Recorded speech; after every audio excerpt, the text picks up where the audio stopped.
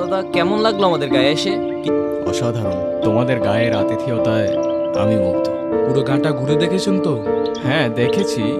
ওই দিকটায় আমার এখনো যাওয়া হয়নি। ওই দিকটায় কারা থাকে? ওই দিকটা কেউ থাকে না দাদা, ওই দিকটা যাওয়া বারণ আছে। কিসের বারণ? এটা বারণ ওটা বারণ, বড় আজব তো তোমাদের গা।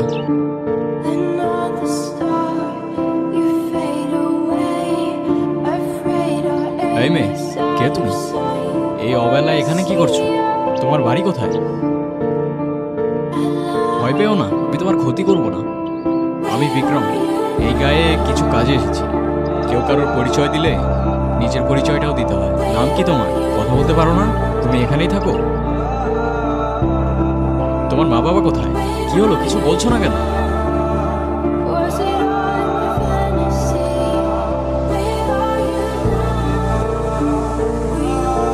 তো দাদা গায়ে আর কতদিন আছে? এই তো আছি আরো বেশ কিছু। দাদা, কোনো সমস্যা হলে কিন্তু সবার আগে আমাদের জানাবে। শত হোক, এই গায়ে কিন্তু আমরাই আপনার। হ্যাঁ তা তো অবশ্যই। একটা প্রশ্ন আমায় খুব ভাবাচ্ছে জানো তো। তোমরা কিন্তু এখন আমাকে বললেন ওই দিকটায় যাওয়া বারণ কেন? আপনি ওই দিকটা গিয়েছিলেন? দাদা, আপনি কিছু দেখেননি তো? একটা মেয়ে ছাড়া আমি তো তেমন কিছু দেখতে পেলাম না। দাদা আপনি ওর সাথে কথা বলেননি তো?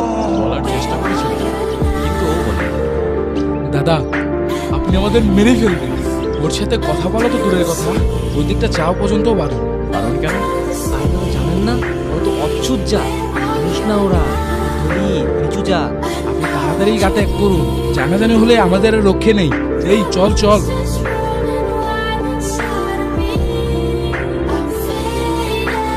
ভয় পেও না, মনে আছে আমাকে? তোমার নুপুর।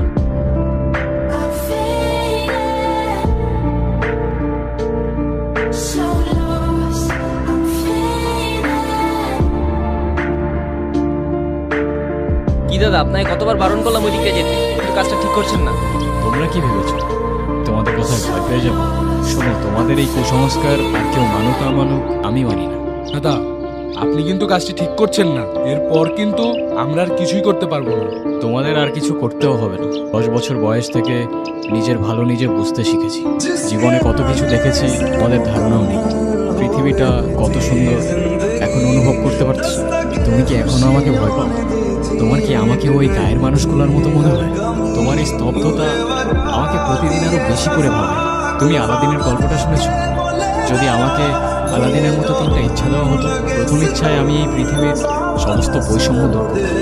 সৃষ্টিকর্তা সৃষ্টি করলো মানুষ, আমরা সৃষ্টি করলাম বৈষম্য, দল জাতি বিভেদ হিংসা বিদ্বেষ। কাজটা আপনি ঠিক করলেন না দাদা, আপনাকে বারবার সাবধান করেছিলাম দাদা। কি করবে তুমি? এটাকে আমাদের হাতে ছেড়ে দিন আর এই গাটা ত্যাগ করুন, তাহলে আর কিছুই করবো না। আর মেয়েটিকে তোমাদের হাতে ছেড়ে দিলে তোমরা কি করবে? ওকেও জ্বালিয়ে দেব। অচ্ছুত জাতের আমাদের এই গায়ে কোনো জায়গা নেই। জাত? কার কি জাত? জন্ম নিতেই নির্ধারণ করো তোমরা। ব্রাহ্মণ ক্ষত্রিয়া বৈশ্যা শূদ্রা আর দলিত তো তোমাদের নথির অনেক বাইরে। কারো বর্ণ জাত তার জন্ম হইতেই নির্ধারণ করা যায় না। আর এটা শুধু আমি না, তোমাদের শাস্ত্রও বলে। এসব তোমাদের বুঝের অনেক বাইরে। কিন্তু একটা কথা, আমি থাকতে জাতের নামে যদি ওকে কেউ একটা ফুলের টোকাও দেয়, সবগুলার ধরেই মাটিতে পড়ে থাকবে। সাবধান। সবকিছুর হিসাব হবে। আমাদের পঞ্চায়েত এখনো ধ্বংস হয়ে যায় না।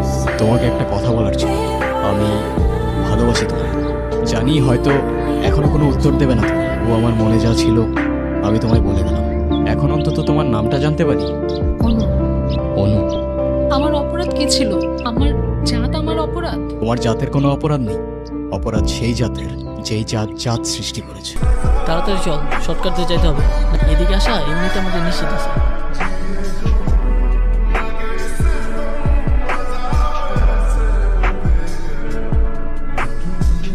কিরে দাঁড়াইলি কেন? তাড়াতাড়ি চল।